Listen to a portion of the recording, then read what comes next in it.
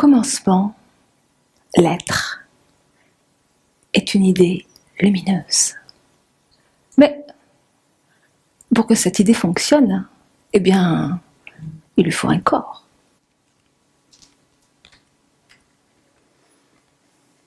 Et puis, il lui faut de l'énergie.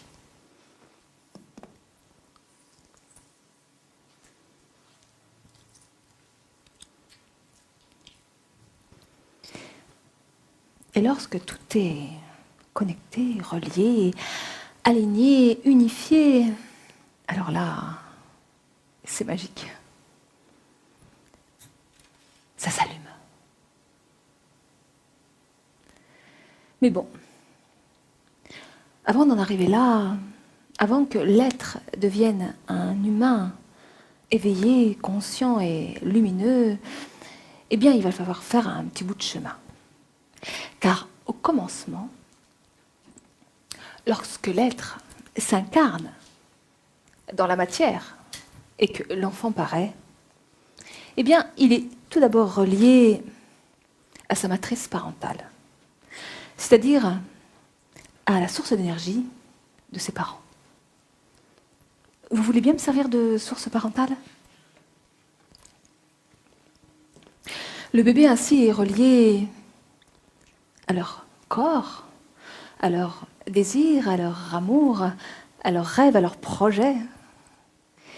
Mais peu à peu, au fur et à mesure que l'enfant grandit, le rôle de cette matrice parentale est de couper cette sorte de cordon ombilical avec douceur et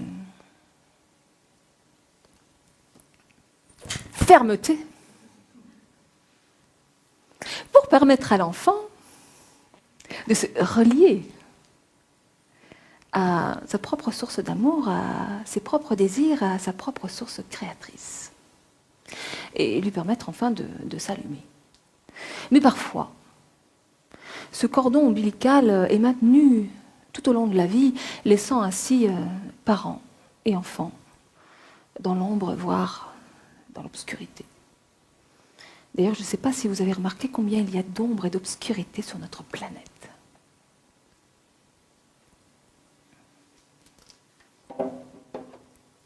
Je vous remercie.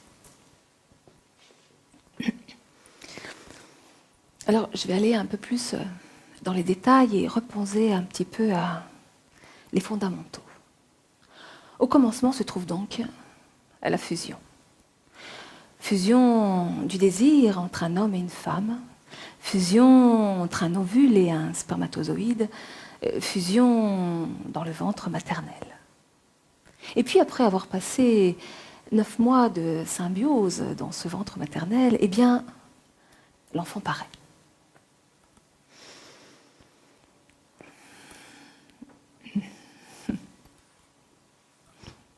Pimprenelle, c'est à toi. Pimprenelle. Pimprenelle. Ah, elle est toute fripée. Bah, crie pas. Allez, viens, je te sors de là. Ah, pimprenelle. Ah oui. Allez, allez, là. Oh oui. Oh, tu râles, t'es pas contente, hein. Voilà. Bon, bah, je vous présente Pimprenelle. Alors bon, j'avoue que elle ne ressemble pas vraiment à un nouveau-né. C'est normal. Elle a 12 ans. Mais arrête de râler. Elle a horreur d'être dans la malle, en fait. Écoute, c'est toi qui as voulu faire le rôle, hein. Bon, allez, fais un câlin. Oh. Les premiers mois de la vie, l'enfant continue d'évoluer dans un corps à corps fusionnel avec sa mère ou la personne qui tient sa fonction maternante. Véritable cocon protecteur, cette fusion est vitale et inévitable au début de la vie. Mais elle n'est pas faite pour durer, non. Car pour devenir un adulte autonome, l'enfant va être soumis à une succession de séparations corporelles, affectives, psychologiques et symboliques, qui vont lui permettre de se séparer, de couper avec ses liens de dépendance, avec sa matrice parentale, et ainsi lui permettre de se relier à ses propres ressources intérieures. Voilà. Mais pour ce faire, il y a un certain nombre de besoins à satisfaire. Alors, très curieusement, un des tout premiers besoins à être satisfait, c'est un besoin symbolique, ordonné par la loi, qui consiste à donner un nom à l'enfant. Il s'agit de l'acte de reconnaissance. Véritable rituel d'intégration du petit homme dans le monde des humains, cet acte symbolique a une double fonction. Alors là, je vais avoir besoin de deux complices. Est-ce que vous voulez bien être complice? Je propose de, voilà. Et puis, vous voulez bien être mon deuxième complice? Voilà.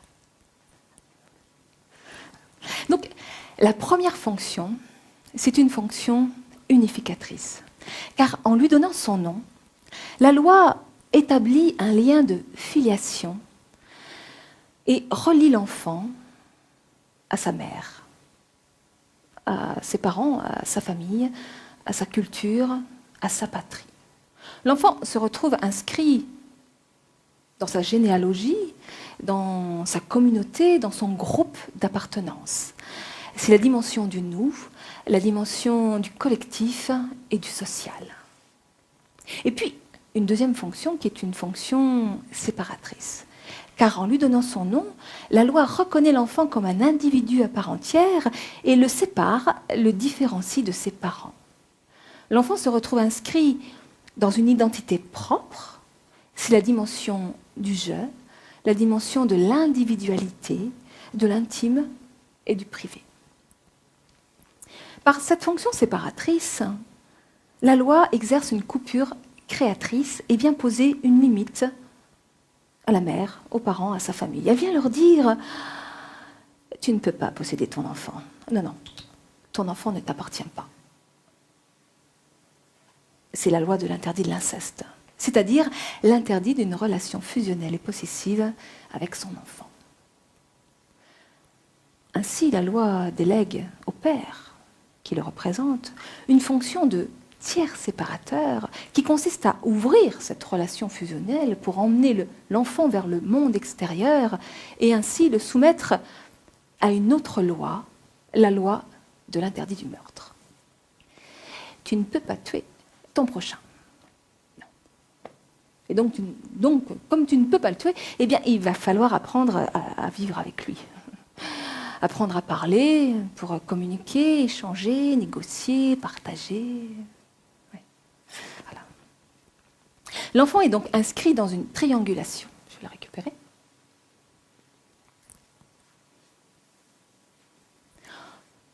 Voilà. Entre sa mère, qui représente symboliquement la fusion, la fonction cocon et maternante, et son père, qui représente symboliquement l'altérité, la loi, la fonction séparatrice et créatrice. Alors, la fonction séparatrice est représentée physiquement par le père. Mais c'est une fonction psychique et symbolique qui peut être exercée par la mère ou n'importe quel autre individu. Voilà.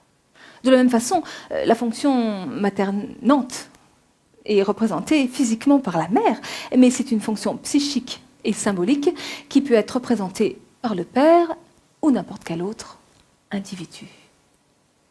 En tant qu'adultes, nous sommes tous porteurs de ces deux fonctions. Elles ne sont ni sexuées, ni réduites au seul père et mère, qui restent cependant les premières figures parentales. Merci.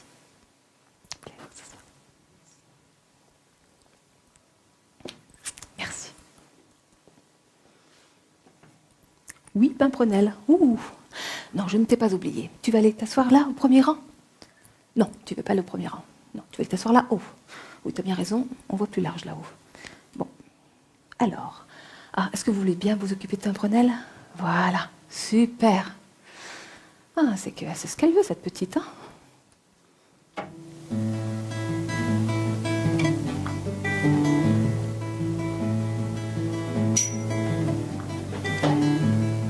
Je suis la chair de ta chair, tu m'as donné ton nom. Je suis ton lien et ta prière, tu m'as donné ton nom. Je suis l'enfant d'une bohème, perle d'amour, fleur de peau. Tu m'as nommé, toi, Dieu le Père, et me voici lové de mots.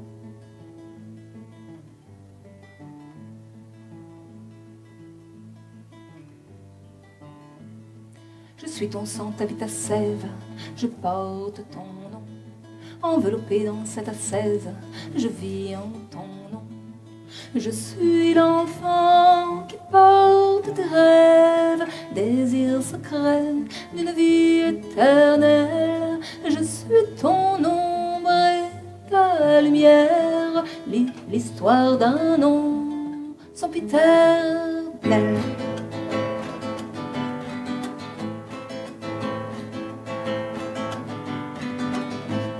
Je suis de langage et de chair, j'ai besoin d'un nom pour exister sur cette terre, sans contrefaçon. Je suis une enfant de la terre, ton nom me relie à ses lois. Oui, c'est le deuil que tu dois faire. Non, non, je ne suis pas à toi. Je suis l'enfant de l'univers, mon âme n'appartient qu'à moi. Oui, c'est le deuil que tu dois faire. Non, non, je ne suis pas à toi. Non, non, je ne suis pas à toi. Au commencement se trouve donc un paradoxe. D'un côté se trouve la fusion et d'un autre côté se trouve l'interdit de la fusion. La fonction séparatrice, principe masculin, et la fonction maternante, principe féminin, représentent nos deux grandes fonctions parentales, c'est-à-dire les fonctions cadres qui incarnent les interdits fondamentaux. Parce que, en tant qu'adultes, nous sommes censés avoir intégré et corporalisé en nous-mêmes les interdits fondamentaux. Alors, comment vont donc interagir ces deux fonctions dans l'éducation de l'enfant et dans la construction de son identité ?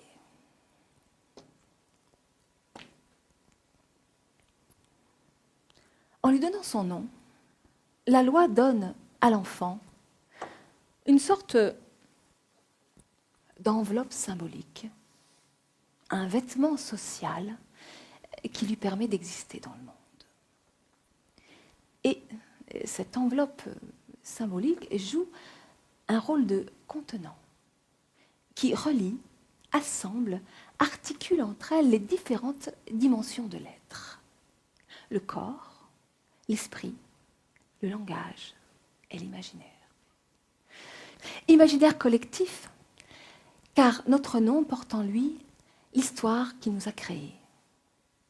L'histoire de notre famille, de nos parents, mais aussi l'histoire de notre culture et du monde dans lequel nous vivons. Par exemple, savez-vous qui a choisi votre prénom ? Pourquoi il l'a choisi ? Quel est son sens étymologique ? Et votre nom ? D'où vient-il ? Est-il d'origine française, étrangère ? De quelle région est-il ? Est-il porteur de blessures, de secrets ? Notre nom et notre prénom sont comme une forme pensée constituée d'histoire, de croyances, de mémoire émotionnelle reliée à un imaginaire collectif avec lequel l'enfant est totalement fusionné, identifié au début de sa vie. Pour advenir dans son individualité et dans la conscience de lui-même, il va devoir apprendre à incarner, à habiter physiquement cette enveloppe symbolique à travers tous ses sens. L'ouïe, la vue, l'odorat, le goût et le toucher.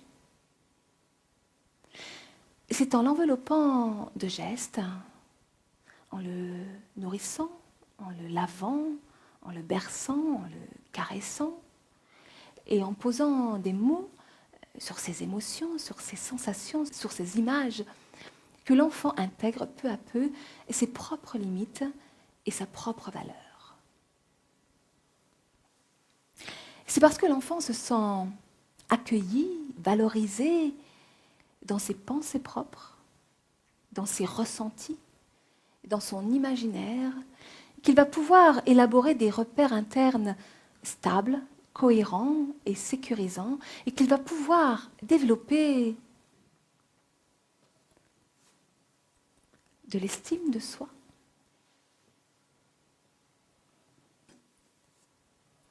de la confiance en soi,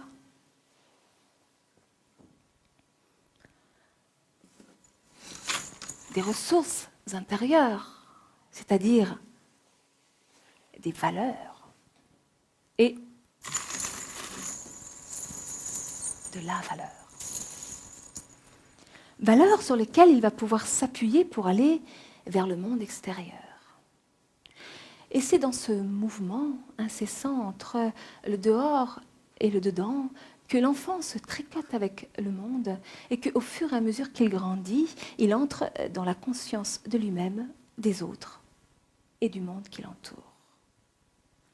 Et puis peu à peu, il apprend à satisfaire ses besoins vitaux, à prendre soin de lui, à nourrir ses propres valeurs et devient ainsi une mère pour lui-même.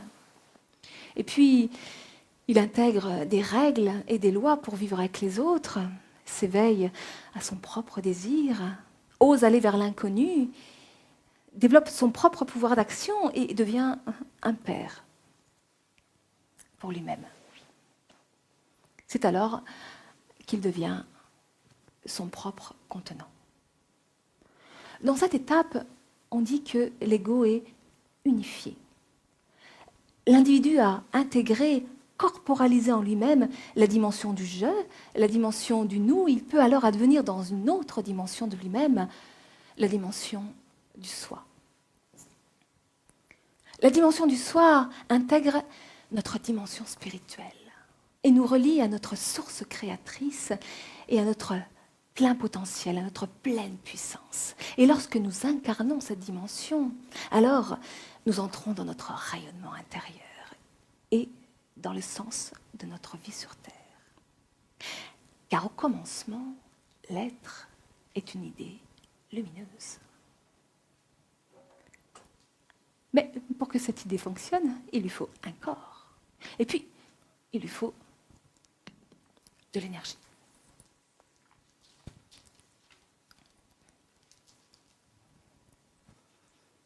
Et lorsque tout est relié, connecté, aligné, unifié, alors là c'est magique.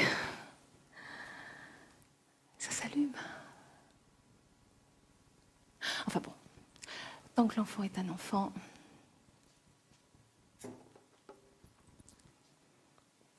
sa fonction père et sa fonction mère se trouvent à l'extérieur de lui et le contiennent.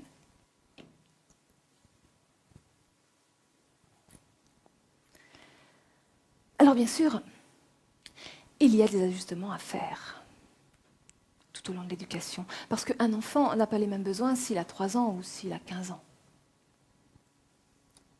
Mais néanmoins, et quel que soit son âge, un enfant a besoin de sécurité, mais aussi de liberté. Il a besoin de douceur, mais aussi de fermeté. Il a besoin de limites, mais il a surtout besoin de permission.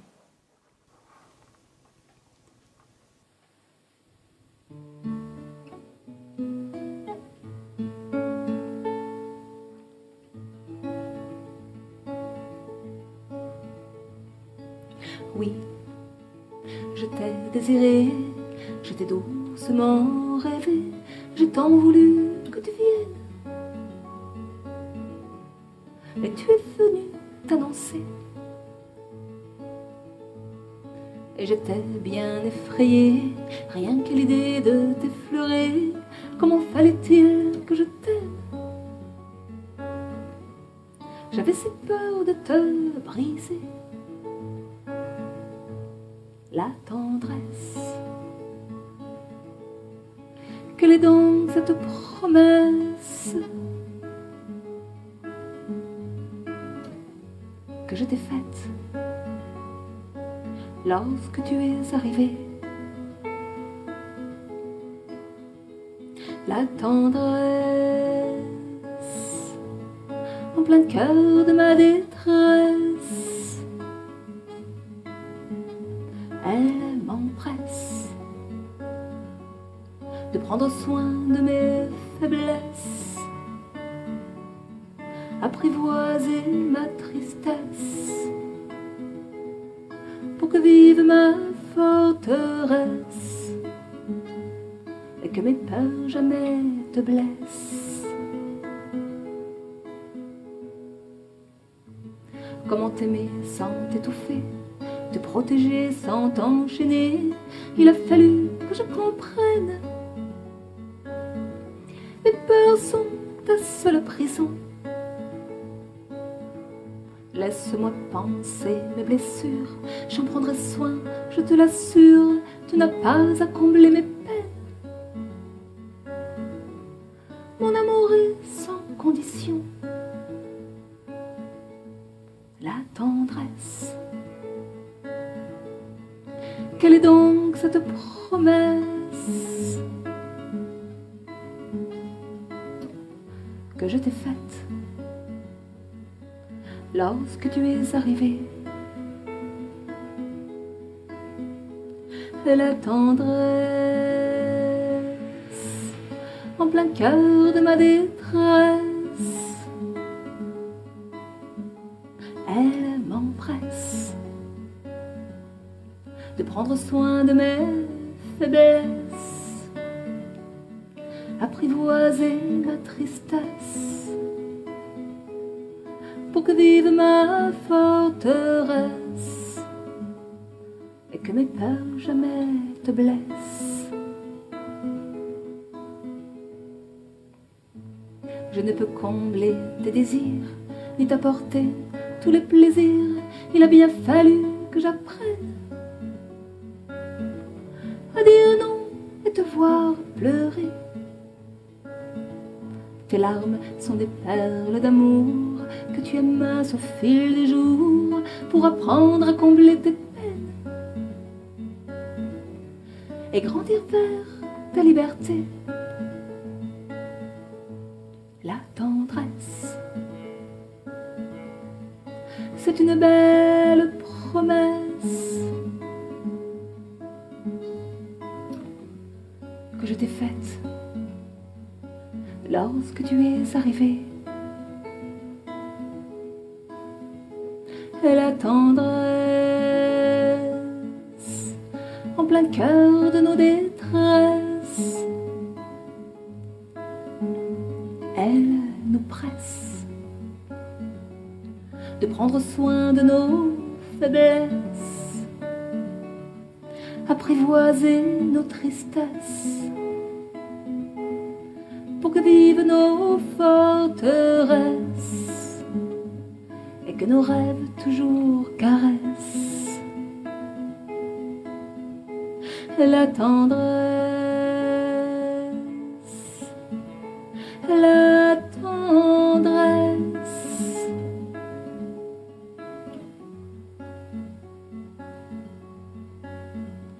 la tendresse.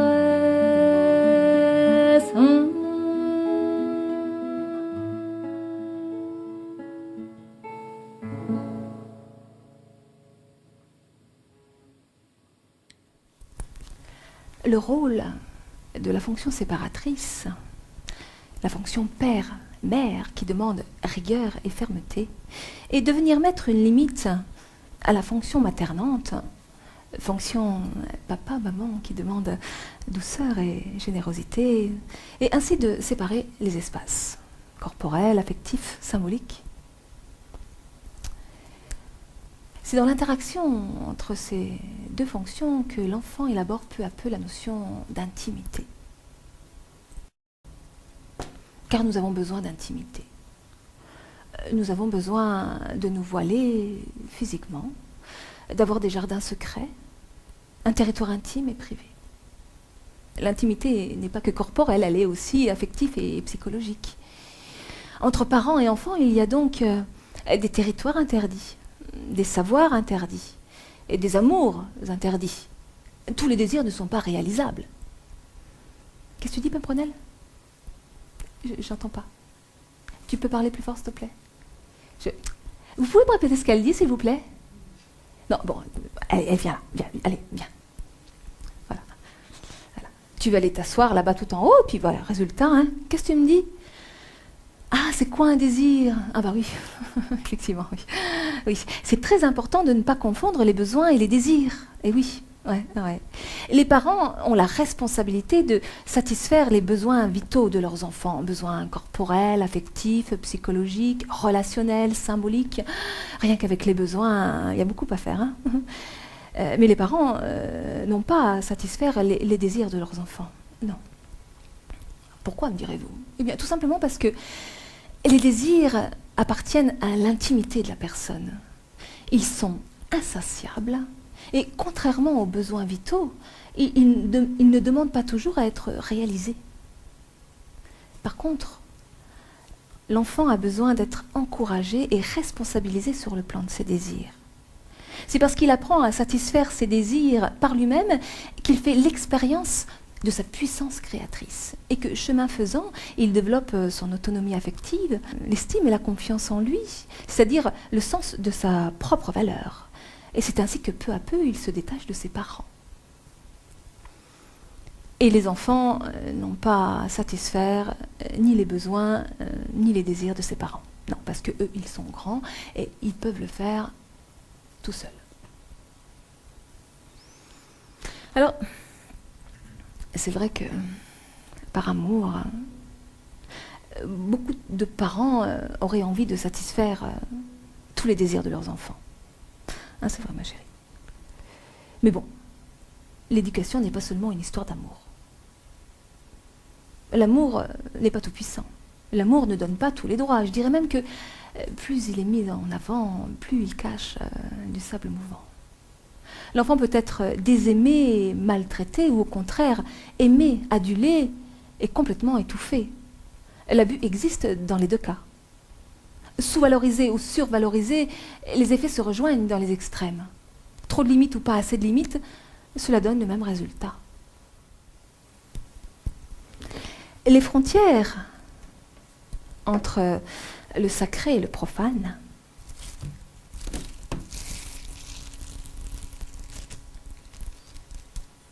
entre l'intime et le social, entre soi et l'autre,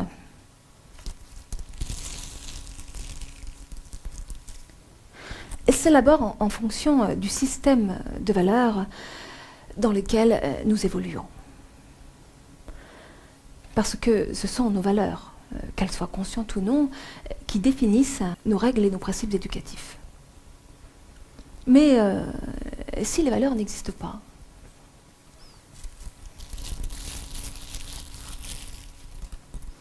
et si les règles sont floues ou incohérentes,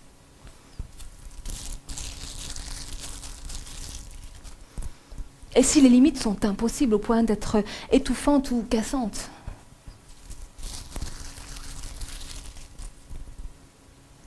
alors l'enfant ne peut pas se séparer. Il ne peut pas se différencier et accéder à son individualité. Et il reste comme collé, englué aux désirs et aux besoins de ses parents. Et la fusion vitale au début de la vie se transforme peu à peu en confusion. Le processus qui se met à l'œuvre est alors extrêmement subtil et insidieux. Mais nous pouvons en repérer plusieurs niveaux. Le premier niveau, c'est une emprise affective qui consiste à faire croire à l'enfant que pour être aimé, il doit satisfaire les besoins, les désirs, les exigences de ses parents ou de ses tuteurs. L'enfant est soumis à un chantage affectif permanent, où il est aimé non pas pour ce qu'il est, mais pour ce qu'il fait. C'est ce qu'on appelle l'amour conditionnel. Je t'aime à condition que. Bon, alors je vais vous donner quelques exemples. T'es d'accord? Oui. Bon. Oh, regarde Pimprenelle, regarde la petite fille. Oh, comme elle est gentille. Bonjour, tu as quel âge? 12 ans? Oh, t'as vu, elle a le même âge que toi. Ah, tu voudrais bien que Pimprenelle te prête son jeu vidéo? Tu veux bien lui prêter son jeu vidéo? Non! T'es bien méchante. Quelle vilaine fille, quelle égoïste. Prête-lui ta... Non, tu veux pas? Non, attention, parce que moi je t'aime plus, hein. Oh, puis arrête de pleurer. Oh, c'est nul, c'est les mauviettes qui pleurent. Et maman, elle a horreur des mauviettes. Un autre exemple. Plus tard, Pimprenelle, elle sera institutrice. Oh, c'est mon rêve. Comment ça, non? Ah non. Écoute, on va recommencer, on a déjà eu la discussion. Tu deviens institutrice, sinon tu n'es plus ma fille. Encore un petit peu plus pernicieux. Oh, mon amour, ma fille. Heureusement que tu es là, sinon je mourrais. Mais ce mode relationnel inverse les rôles et les places. Et l'enfant, qui a besoin d'être valorisé, sécurisé, contenu, se retrouve dans une position où c'est lui qui doit valoriser, contenir, sécuriser ses parents ou ses tuteurs. Et il se sent responsable, voire même coupable, de leur état émotionnel, de ce qu'ils ressentent, de ce qu'ils pensent, de leur bonheur ou de leur malheur en quelque sorte. On dit que l'enfant est parentalisé. Allez, viens ma pupuce, c'est pas ta place.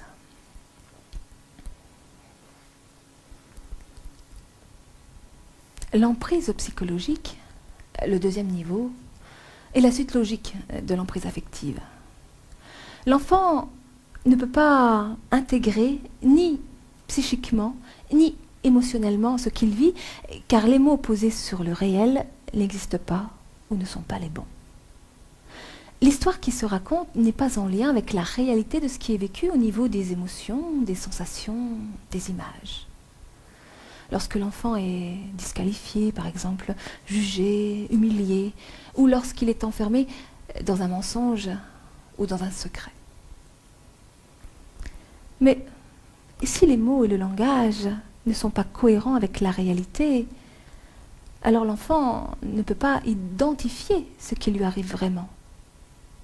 Il se crée une sorte de ligotement psychologique, où l'enfant est maltraité, mais il ne peut pas le savoir. Il ne peut pas le penser, il ne peut donc pas en parler. Et l'enfant se retrouve incapable de discerner le mensonge et la vérité, le réel et l'imaginaire, et il se construit dans la confusion. Bon, je vais te poser. Tu veux bien t'asseoir là?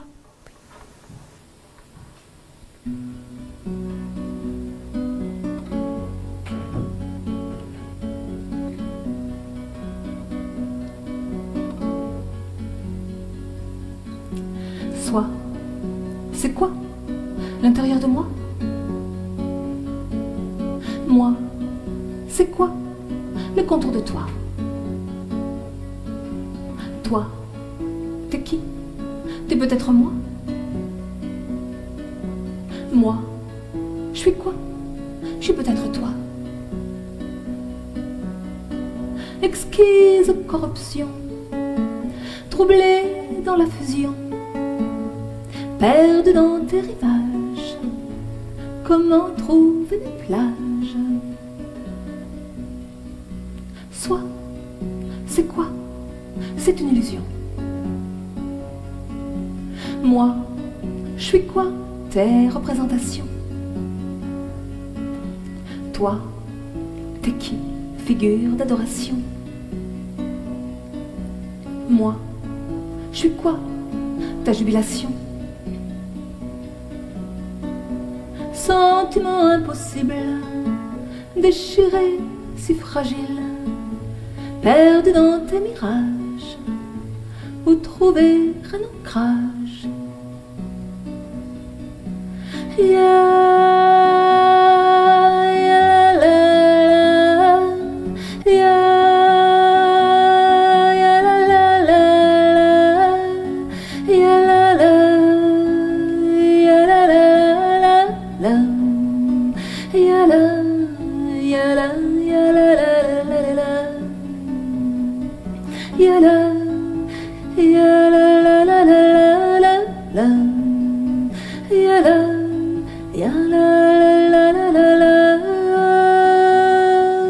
Soit, c'est quoi une exubérance?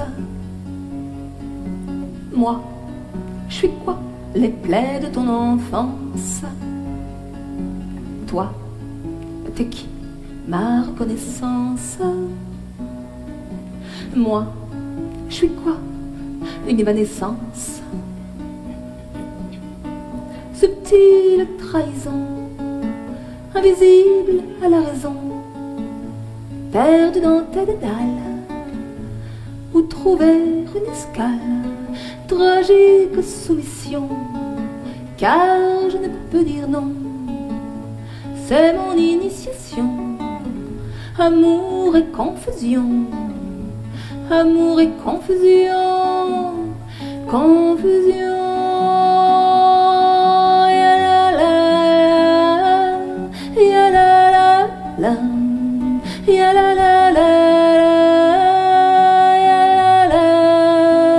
C'est mon initiation, amour et confusion, amour et confusion, confusion.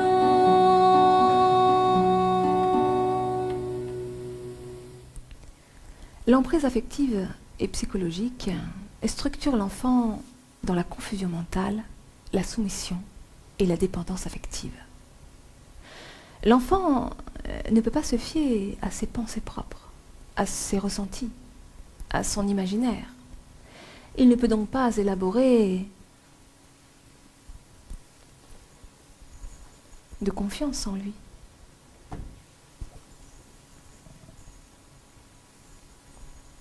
D'estime de lui. Le sens de ses valeurs et de sa valeur. Il est comme une coquille vide. Et ses besoins affectifs et psychologiques sont niés au profit de ceux de ses parents. Le monde fonctionne à l'envers et l'enfant se tricote à l'envers. Et il se retrouve comme englué dans une sorte de corps de souffrance constitué de mensonges bien sûr, mais également de honte, de culpabilité et de peur. Honte parce qu'il se croit nul et sans valeur. Coupable parce qu'il est à proprement dit coupé de la réalité de son corps et de ses besoins vitaux. Et peur parce qu'il ne peut pas élaborer de repères cohérents, stables et sécurisants.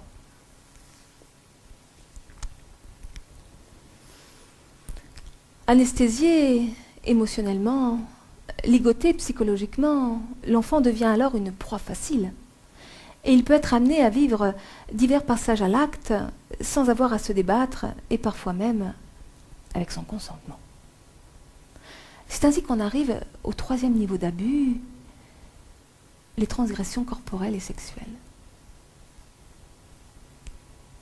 Puisque nous incarnons notre corps à travers tous nos sens, nos limites corporelles peuvent être transgressées à travers tous nos sens.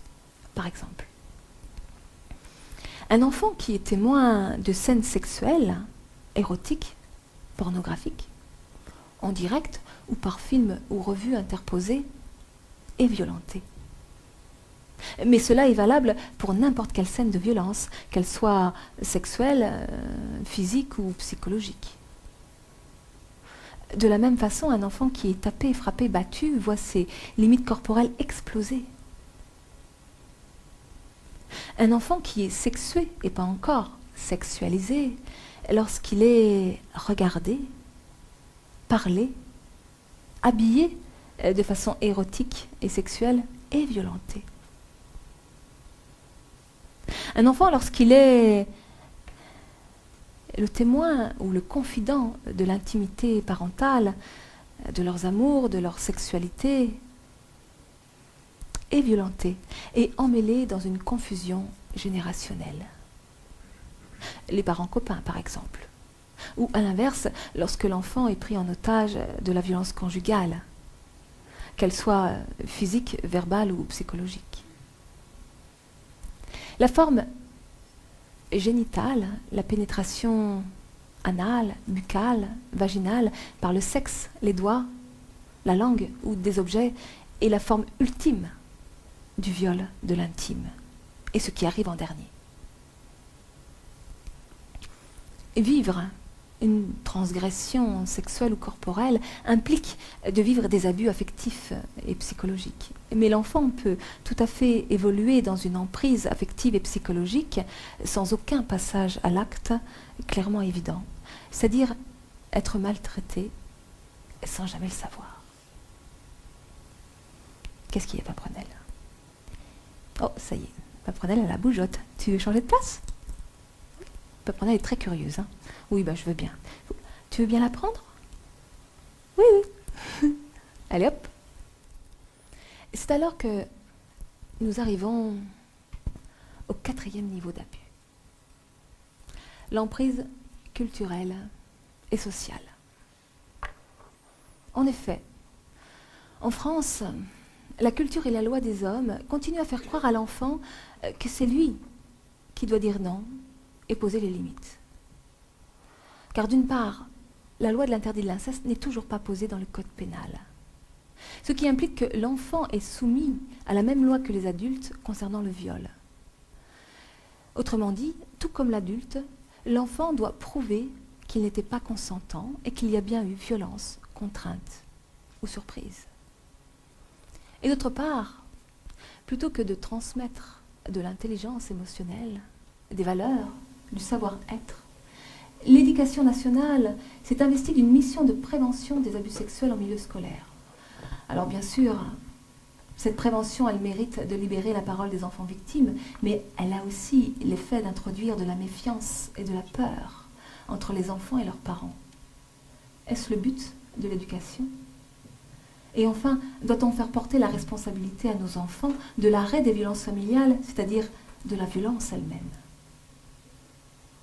D'autant plus que l'on sait pertinemment que, prévenu ou non prévenu, un enfant ne peut pas dire non.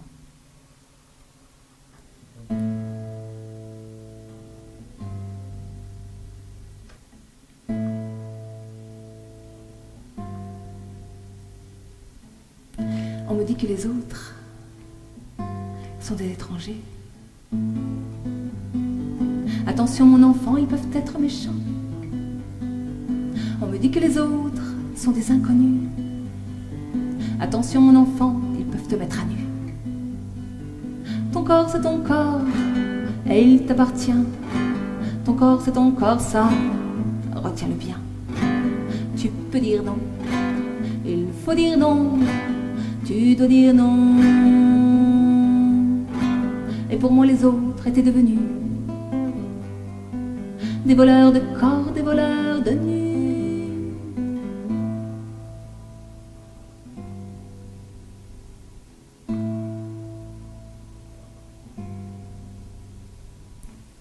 Avec toi maman, je suis pas en danger. Sois serein mon enfant, sois obéissant. Le danger c'est les autres, ça, tu le sais bien. Sois confiant mon enfant, car c'est pour ton bien. Ton corps c'est ton corps, et il t'appartient. Ton corps c'est ton corps, ça, retiens-le bien. Tu peux dire non, il faut dire non. Tu dois dire non. Et pour moi maman, tu es devenue l'ange de mon corps, l'ange de mes nuits.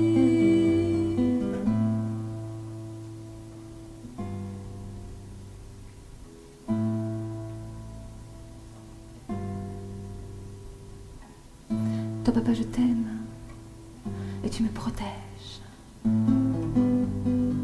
de tous ces tourments et de tous ces pièges. Toi papa tu m'aimes et c'est pas pareil. Quand le soir venant tu deviens pressant. Dans ce corps à corps, ces gestes cruels, tu voles mon corps, tu voles ma sève. Et je peux pas dire non, je sais pas dire non, je dois pas dire non. Et pour tous les autres, je suis devenue un fauteur de corps, un fauteur de nu. Et pour tous les autres, je suis devenue coupable de n'avoir pas su dire non, dire non, non.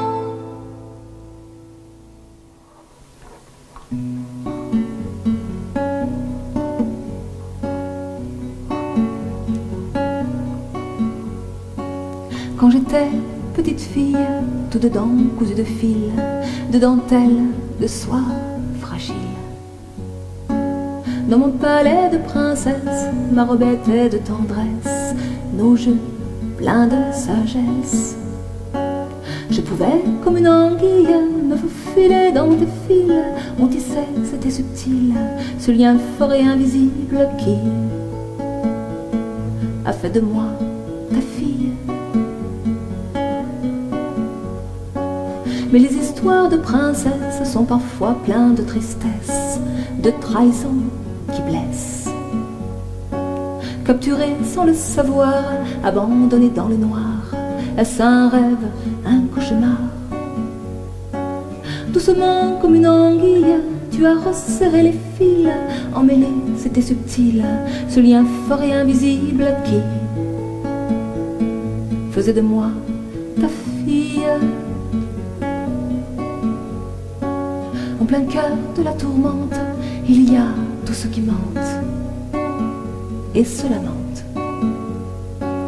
Aveuglé par l'impensable, ficelé par l'ineffable, es-tu Dieu ou diable?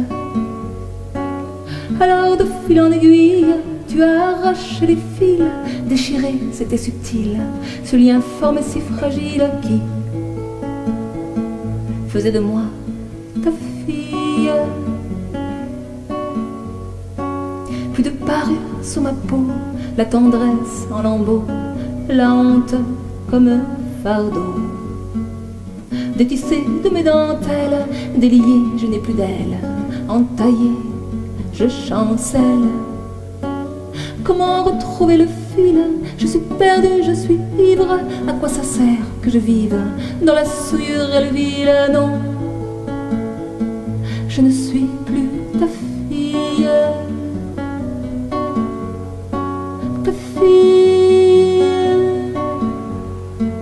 Puis de faiblesse en caresse, tu es venue ma princesse, dans mon antre en détresse. De ma cruelle fêlure, tu t'en es fait une injure, tu secrètes ma blessure. Alors de fil en aiguille, j'ai démêlé tous les fils, retissé, oui, c'est subtil, ce lien fort et invisible, et j'ai fait de toi ma fille. Pour toi, mon amour, ma fille, j'ai réparé tous mes fils, mes dentelles de soie fragile, désormais indestructibles, et j'ai fait de toi ma fille.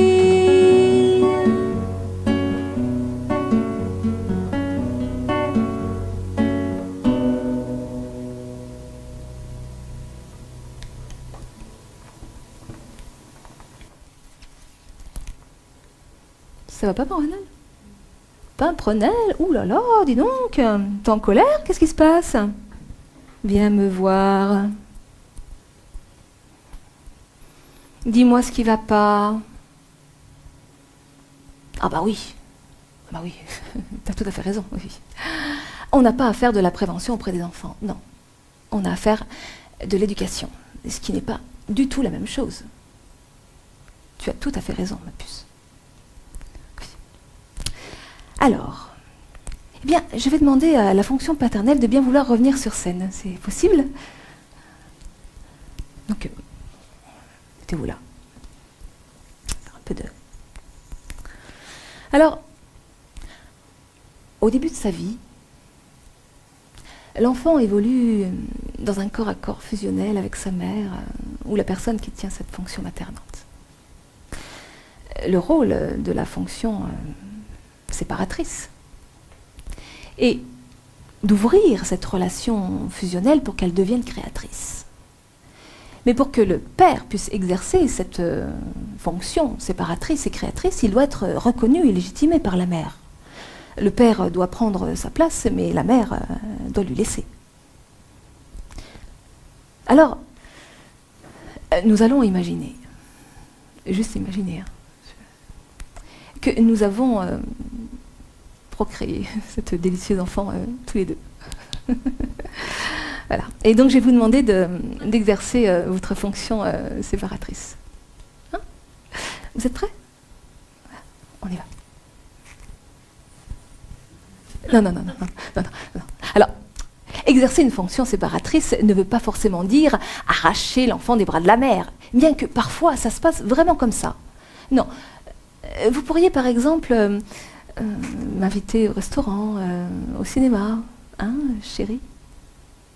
Oui, je veux bien t'inviter au cinéma. Au cinéma? Au cinéma? Tu voudrais qu'on aille au cinéma? Oui. C'est une bonne idée. Tu veux dire que sans Paprenelle? Ben oui, mais Paprenelle, elle a 12 ans. Ah oui, mais enfin, 12 ans, enfin, il va falloir prendre une babysitter. 12 ans, c'est petit quand même. Mais enfin, oh, tu sais, je suis un peu, j'ai mal à la tête, je suis un peu fatiguée en ce moment, tu sais. Enfin bon, bref. Tout ça pour vous montrer que si la mère n'a pas elle-même intégré sa propre fonction séparatrice, c'est-à-dire la loi de l'interdit de l'inceste, alors elle va avoir beaucoup de mal à laisser une juste place au père. Alors bien sûr, tout ce que je viens de vous dire est également valable pour le père qui lui aussi peut exercer une fonction maternante. N'est-ce pas? Voilà. Mais l'actualité parle déjà beaucoup des pères. Père violent, père violeur, père agresseur, père absent, père démissionnaire, crise de l'autorité. Mais qu'en est-il de la responsabilité des mères?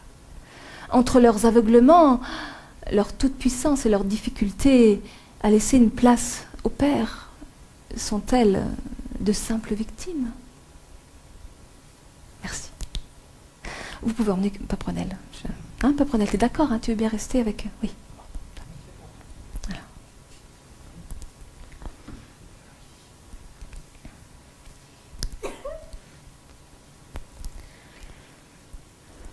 Pendant longtemps, je me suis posé la question, finalement, comment devenir un bon parent lorsque l'on a eu soi-même des parents défaillants? Et puis, au fil des années, ma question s'est transformée. Aujourd'hui, elle serait plutôt devenue comment ne pas devenir un parent défaillant lorsque l'on vit dans une culture et un environnement défaillant? Parce que il faut quand même bien avouer que notre culture ne nous invite guère ni à nous séparer, ni à intégrer des valeurs. Nous vivons à l'heure de la domination maternante et de la transition douce. Plus aucun rituel ne vient marquer les différents passages de la vie. L'être humain ne sait plus, il ne veut plus gérer la souffrance, les frustrations, les ruptures, les deuils, les séparations. Et pour y faire face, il les fait disparaître tout en douceur. Nous sommes dans une société du lissage qui prône la jouissance et les plaisirs immédiats et où l'adolescence devient un lieu où l'on s'installe définitivement. L'Internet et le portable agissent à la manière d'un cordon ombilical qui maintient les individus dans un monde virtuel et l'illusion de la séparation.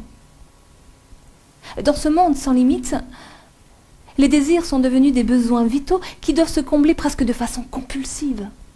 Et dans cette culture du désir tout-puissant, l'ère de l'enfant roi est advenue, inversant les rôles entre parents et enfants et laissant la place à multiples confusions, sources de violence et de sentiments d'impuissance. Mais comment nous, parents, éducateurs, Pouvons-nous proposer des repères et transmettre des valeurs alors que tout notre environnement social et culturel nous invite exactement à l'inverse, nous faisant perdre par la même occasion notre sens commun et nos capacités de discernement? Comment la fonction séparatrice peut-elle s'exercer au sein des familles si elle n'est pas soutenue et légitimée par notre culture?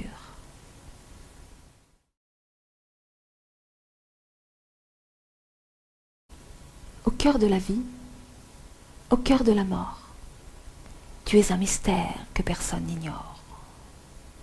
Fusion originelle ou magma informe, parfois, je t'implore, parfois, tu me dévores. Telle une rivière aux courants innocents, tu dessines les berges de lieux interdits. Tes eaux sont profondes, tes reflets esquis, tes ondes indécentes, tes flots insoumis. Ô rivière, rivière de l'oubli, émane en ton sein un désir inassouvi, qu'il est bon de s'étreindre dans tes bras infinis. Mais gare aux novices dont tes eaux se nourrissent, à vouloir se baigner, tu finis par les noyer. Car si par malheur, il me vient le vice de forcer l'orée de tes lieux sacrés, tu deviens insecte, belle araignée. Tu tisses ta toile invisible et viciée. Je m'englue dans ta poisse, je deviens sacrifice. Emmêlé, ficelé, tu n'as plus qu'à sucer toute ma sève, toute ma moelle, tellement tendre à manger. Et je deviens coquille vide, légère à flotter. Dans tes eaux mortifères, je dérive à crever. Ô rivière, rivière de l'oubli, émane en ton sein un désir inassouvi, qu'il est bon de s'étreindre dans tes bras infinis. Mais gare aux confusions, tout désir n'est pas bon à saisir, de ce piège chacun doit s'affranchir. Car si par bonheur il me vient la malice de rester à l'orée de tes lieux sacrés, tu deviens un zeste de citron fruité. Tu m'ouvres au tissage de mon humanité. Je me relie à ma source, je deviens créatrice. Je pétille, m'émoustille de ma sève sucrée. Je croque la vie à pleines dents.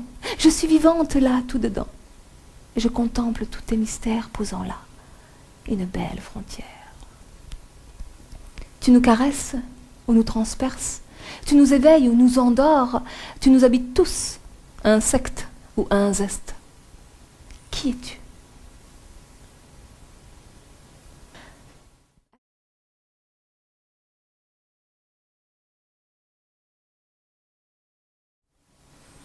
Moi, lorsque j'avais 20 ans, j'étais une coquille vide.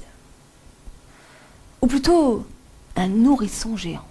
J'avais bien une enveloppe, un corps d'adulte, mais à l'intérieur, j'étais comme un tout petit nourrisson, sans aucune autonomie affective, sans aucune conscience d'être, sans aucune maturité relationnelle. Et j'étais ce qu'on appelle une personne clivée. J'étais coupée de la réalité de mon corps et de mes besoins vitaux, coupée de mes désirs, coupée de mes ressources intérieures, de ma source créatrice. Et je vivais comme enfermée dans ma tête. Et je n'étais plus qu'une idée, une représentation, une image. Et cette image de moi dépendait totalement du bon vouloir des autres, à qui j'avais délégué tout mon pouvoir et toutes mes valeurs.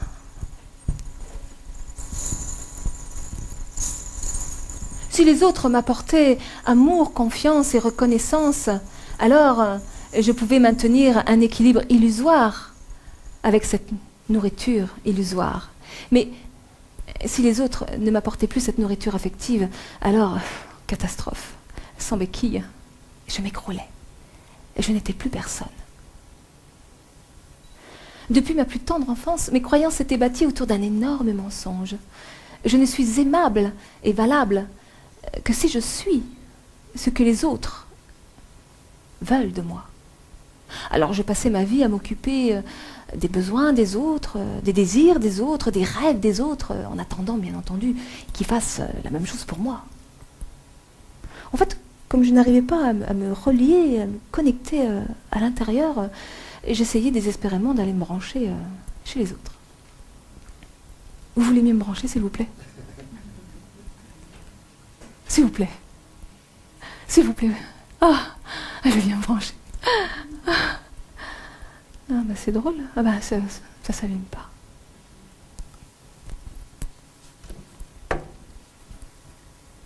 Une petite fleur peut-être, hein? Un petit effort.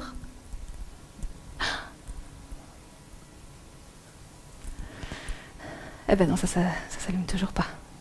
Et je crois qu'elle est complètement incompétente. Alors on va aller voir ailleurs. Ah, je sens que là-bas, vous allez m'allumer. Je sens que... Non. Eh ben non, ça s'allume toujours pas. Alors, peut-être que... Avec une fleur un peu plus grosse, regardez comme je suis gentille. Non, ça s'allume toujours pas.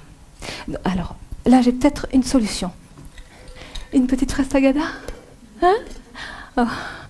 Avec une petite rein, un petit peu de concentration, une petite fraise tagada. Voilà, elle mange la petite fraise tagada. Voilà, voilà. Et ça ne s'allume toujours pas. Non mais elle est sacrément gonflée, hein? Attends, non seulement elle ne m'allume pas, mais en plus de ça, elle me bouffe mes fraises tagada. Mais c'est d'une incompétence et d'un abus. Mais alors franchement, c'est pas possible ça. Ah, alors ça, je sens que là, vous allez m'allumer. Petit effort, concentration. Non, ça s'allume toujours pas. Alors, on va sortir les grands stratagèmes.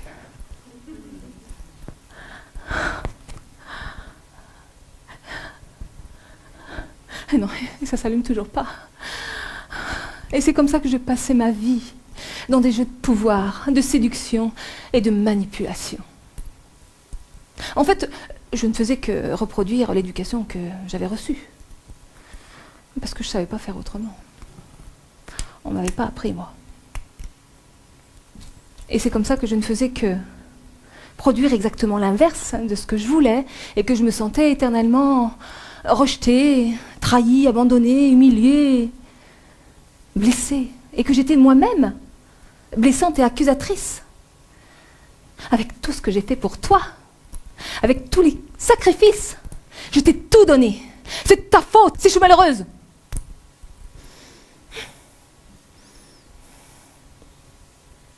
Et c'est drôle parce que, avec nos besoins physiologiques, par exemple, vous savez, quand on a faim, on va se préparer à manger et on mange. Ça ne nous viendrait pas à l'idée de donner notre assiette à un ami en lui disant mange, j'ai faim. Et pourtant, avec nos besoins affectifs, c'est un petit peu ce que l'on aurait tendance à faire. C'est-à-dire qu'on va donner aux autres ce qu'il faudrait qu'on se donne à soi-même. Mais que donne-t-on véritablement aux autres si nous-mêmes, nous sommes dans le manque et dans le sacrifice?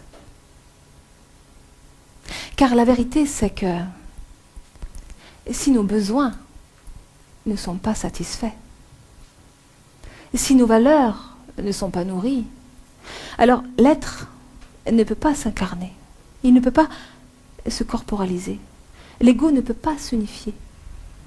L'individu va vivre coupé de ses ressources intérieures et en fait, il ne donne rien. Il manipule pour avoir et prendre chez les autres ou dans des substituts ce qu'il ne peut pas trouver à l'intérieur. Et c'est ainsi que les relations deviennent infernales et que le monde devient un enfer, régi par la peur. La peur de manquer, la peur de ne pas être aimé, la peur d'être rejeté, trahi, abandonné, la peur de ne pas être à la hauteur, de ne pas être crédible, la peur d'être malade, la peur de souffrir, la peur de mourir. Alors le corps social a aussi ses mots à dire. Et des symptômes et des maladies sociales vont aussi apparaître. Isolement, repli sur soi, dépression, phobie sociale, dépendance affective et addiction en tout genre, errance, délinquance, violence familiale, violence conjugale.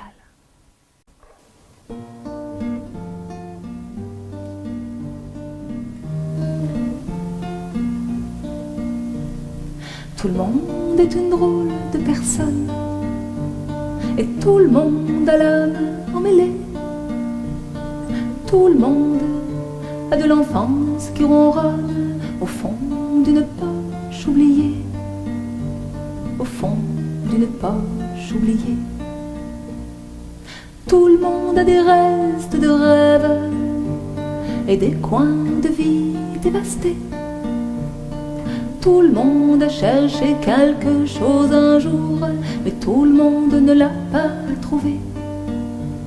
Mais tout le monde ne l'a pas trouvé.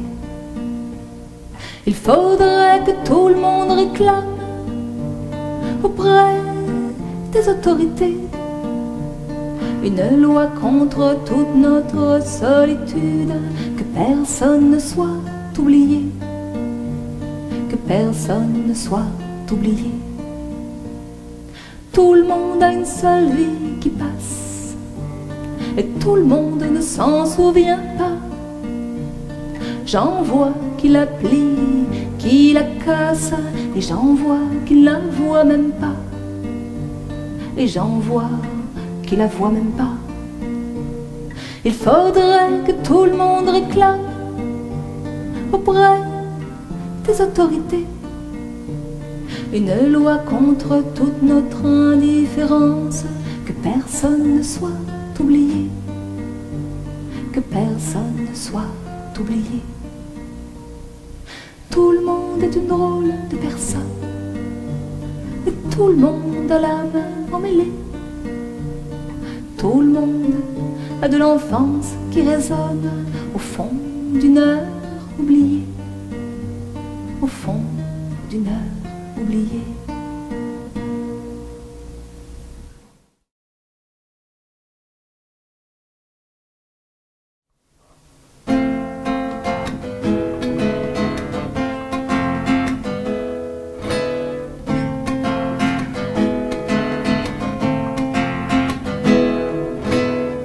Enfermé dans les images d'un monde pris en otage, condamné à vivre en cage, apprendre à rester sage, à maîtriser ma rage, à maîtriser ma rage.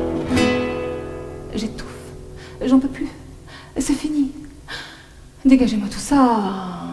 Je ne veux plus être le geôlier de vos belles prisons dorées, et passer ma vie à vous prouver que je vaux la peine d'exister, que j'ai droit à la liberté.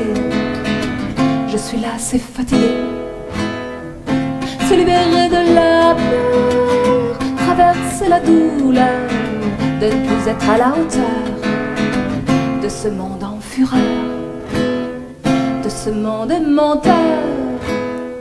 Moi j'ai envie d'être fragile, quitte à paraître futile, jeter les vieilles coquilles, toutes ces images infantiles, les croyances imbéciles qui nous rendent insensibles.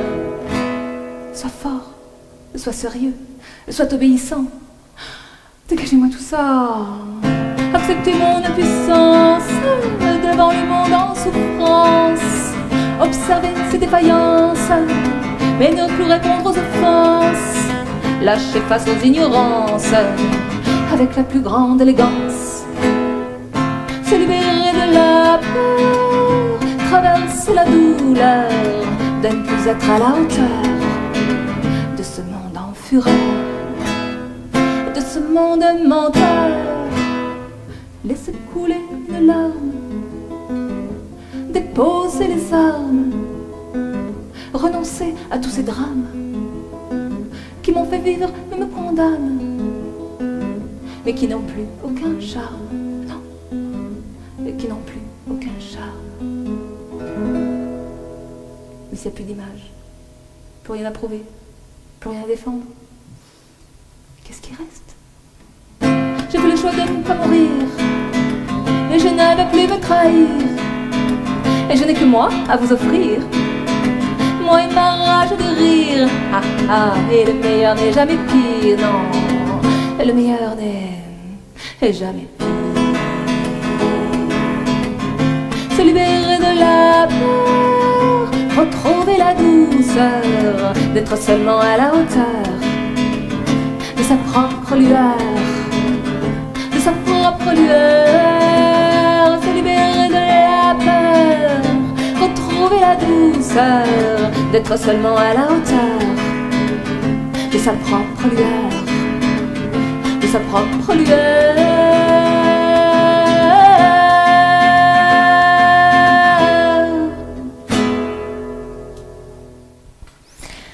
Se libérer de la peur, oui.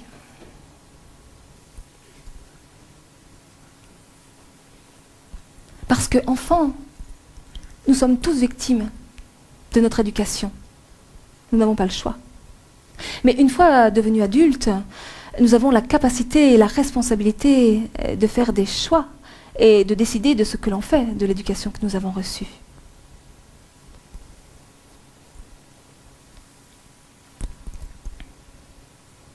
Ainsi, la première prise de conscience à faire, à mon avis, c'est qu'il n'y a pas les victimes d'un côté et les bourreaux de l'autre. Les victimes et bourreaux habitent tous les deux, au sein d'une seule et même personne, nous-mêmes. En ce sens, nous sommes tous co-responsables de l'état du monde dans lequel nous vivons, car il fonctionne en miroir de notre monde intérieur. Et le seul pouvoir que nous ayons, si nous voulons changer ce monde, eh bien, c'est d'agir sur nous-mêmes. Nous avons tous à l'intérieur un enfant blessé et meurtri par le passé, qui ne réclame qu'une seule chose, qu'on s'occupe de lui. Ah, c'est vrai, Paprenelle. Quel parent suis-je pour moi-même? Est-ce que je vis dans la conscience et la vérité de qui je suis? Est-ce que je fais pour moi-même ce que je demande aux autres? Est-ce que je vis dans l'estime de moi? Dans la confiance en moi? Où est ma confiance? Elle est là.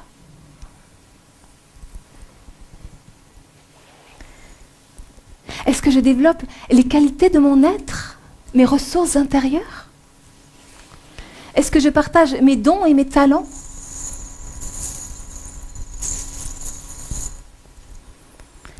Avec quoi je nourris mon corps, mon cœur, mon âme? Est-ce que je prends soin de mes besoins essentiels? Est-ce que je suis une mère pour moi-même?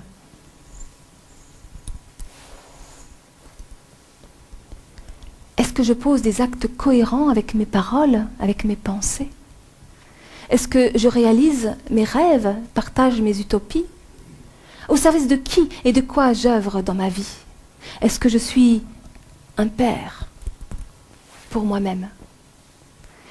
Car c'est cela, le grand défi. Devenir un père et une mère pour soi-même. Car exercer une fonction parentale consiste d'abord et avant tout à l'exercer pour soi-même. Et c'est tout le sens de la loi de l'interdit de l'inceste.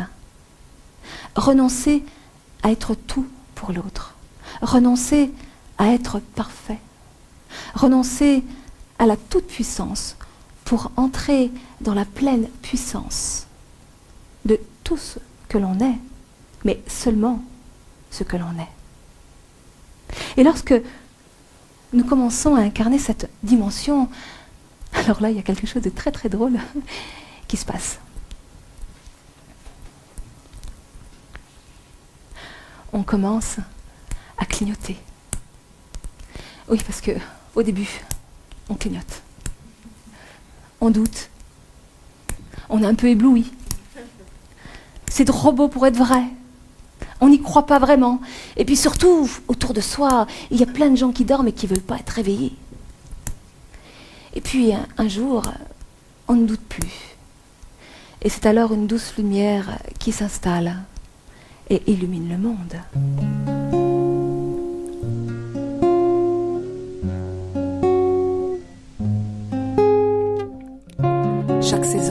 l'existence. Sois ce que tu peux, mais sois-le pleinement. Deviens ce que tu es. Graine au printemps, fleur en été, fruit à l'automne, et quand l'hiver aura sonné, tu retourneras à la terre tel l'humus en gestation dans ton chemin de mutation.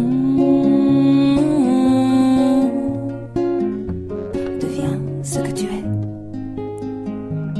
sans retenue, sans suffisance, avec confiance et persévérance, sans hâte ni précipitation, sans retard, sans négligence. Fais juste, à l'instant juste, ce que tu dois, et crois en toi. Deviens ce que tu es. Tout ce que tu ne fais pas, nul ne le fera à ta place. Va vers ta création, pas à pas, prends tout ton espace. Ton chemin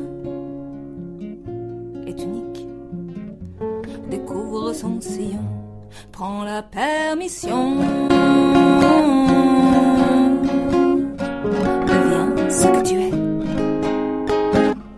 Oiseau rêveur de liberté, ne crains pas de t'envoler, déploie tes ailes enchevêtrées dans les blessures du passé, car la vie, c'est aujourd'hui, dans l'innocence du présent. Alors, sois conscient, deviens ce que tu es.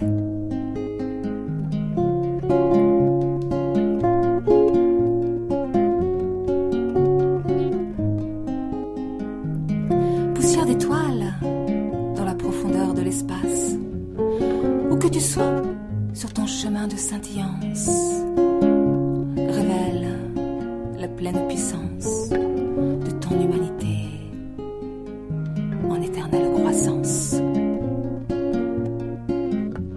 Deviens ce que tu es. Deviens ce que tu es.